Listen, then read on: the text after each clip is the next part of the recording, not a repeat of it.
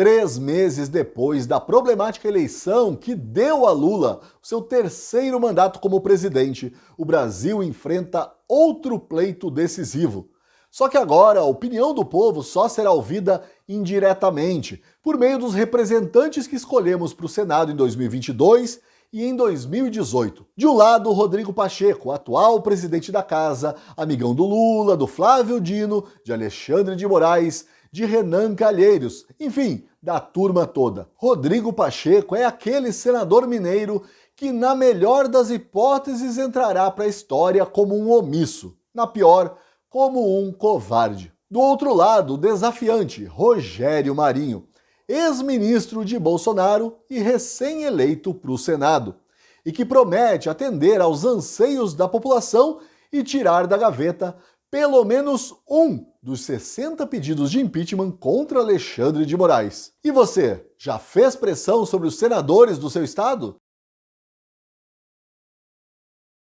O PT já escolheu o lado dele, que a gente sabe que é sempre o pior para o país. Isto é, o partido de Lula já decidiu que é melhor manter o manso e parvo Rodrigo Pacheco como presidente do Senado. Randolph Rodrigues, uma espécie de petista honorário, com acesso fácil aos gabinetes dos ministros do STF, usou a sua retórica fina, aguda, exagerada, sentimentaloide, mentirosa e hipócrita para expressar esse apoio. A orientação do presidente Lula é uma só: o governo não interferirá. Para nós, a candidatura do presidente Rodrigo Pacheco é mais do que uma candidatura apoiada pelo setor ou por um partido. É uma imposição, sobretudo, após os atos do dia 8 de janeiro, é uma imposição democrática. É um reconhecimento pelo papel que o presidente Pacheco desempenhou na última quadra histórica. Tá aí o mini senador falando em imposição democrática. E eu que pensava que democracia pressupunha consensos e não imposições, que são coisas de ditadura. Outra mentira nessa fala aí de Randolph Rodrigues é a de que o governo Lula não interferirá na eleição do Senado. Tem certeza, senador?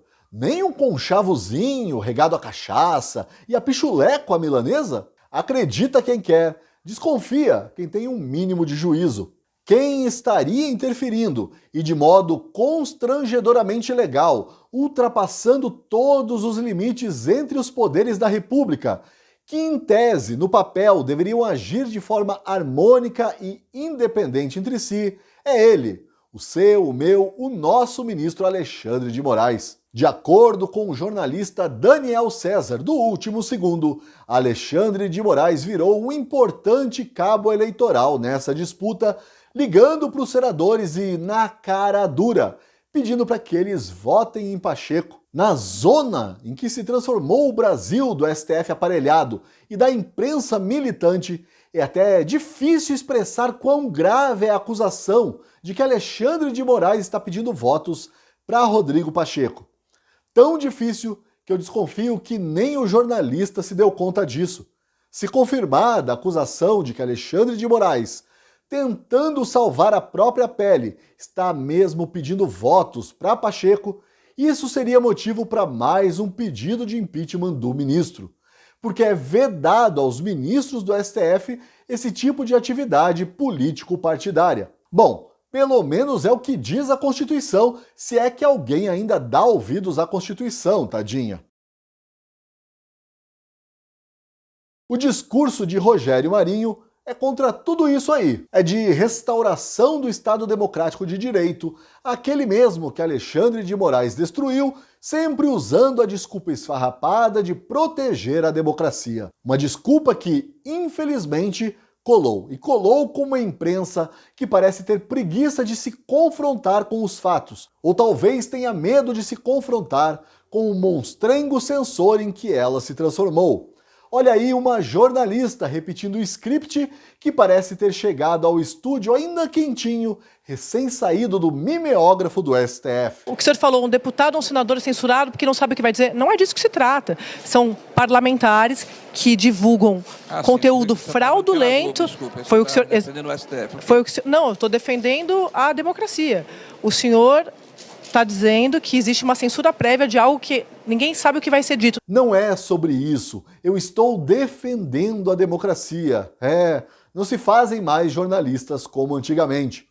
Rogério Marinho, com uma paciência que, sinceramente, eu não sei como ele consegue, ainda tenta explicar à moça o óbvio.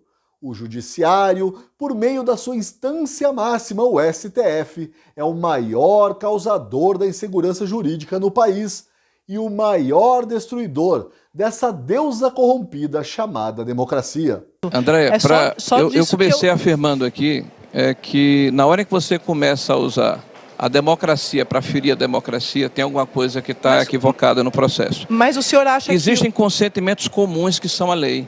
A lei é a garantia minha, sua e de qualquer cidadão de que nós vamos ter o que a gente chama de previsibilidade e segurança jurídica. É necessário mudar a lei? Tudo bem, vamos mudar a lei. Vamos mudar a lei pelo rito normal, mas então, que se apresente ao Congresso Nacional a mudança da lei, se instituindo, por exemplo, a censura prévia, se instituindo, por exemplo, a negação de que você possa falar sobre determinado assunto. E aí, na hora em que o parlamento disser ok, então aí você começa a executar. Mas hoje não existe isso. O parlamentar...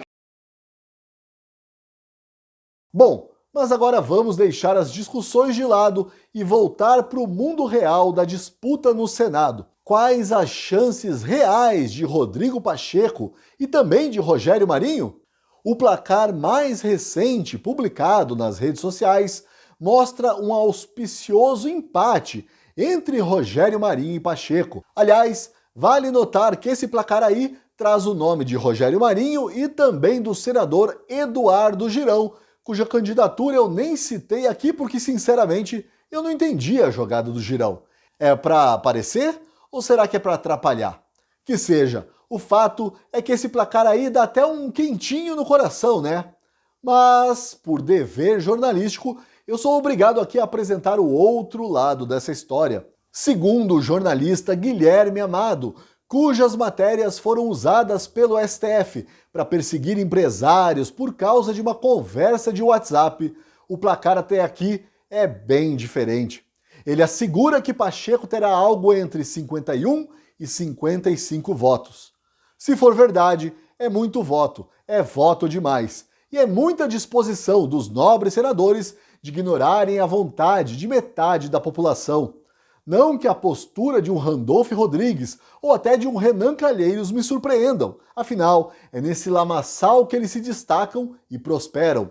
O que me surpreende é a postura de um tal de Sérgio Moro, por exemplo, que não declarou voto, preferindo o discurso de que os candidatos, de que Pacheco e Marinho são todos pessoas boas. Todos pessoas boas? Todos mesmo? Até um presidente do Senado que permite que o STF usurpe o poder do parlamento e atropele seguidas vezes a Constituição, criando crimes inexistentes, chamando vândalos de bengala de terroristas, impondo a censura prévia, acabando com a imunidade parlamentar. Isso é uma pessoa boa, Sérgio Moro. É aceitável que um sujeito como esse continue a apoiar a destruição do país? Posicione-se, senador, escolha um lado, não dói.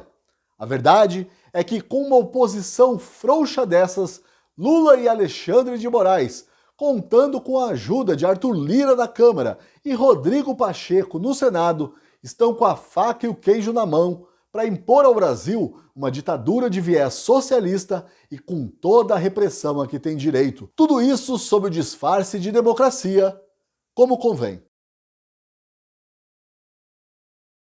No meu texto de hoje para a Gazeta do Povo, eu falo da oposição oportunista, afoita e principalmente apaixonada pela própria imagem. Uma oposição que tem tudo a ver com os holofotes, os aplausos e os likes nas redes sociais e que não tem nada a ver com fazer oposição a Lula e ao judiciário ativista. Para ler, assine a Gazeta do Povo. Clique no link da descrição agora mesmo. Custa apenas 99 centavos por mês nos primeiros 2 meses. De resto, você já sabe, dê o seu like, comente, compartilhe e se inscreva no canal. Até amanhã!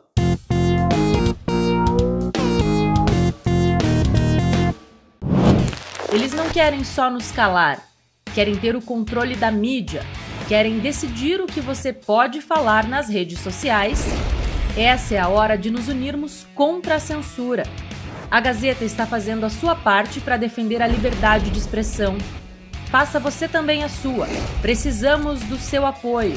Você vai comprovar na prática o que é jornalismo feito com a convicção na liberdade.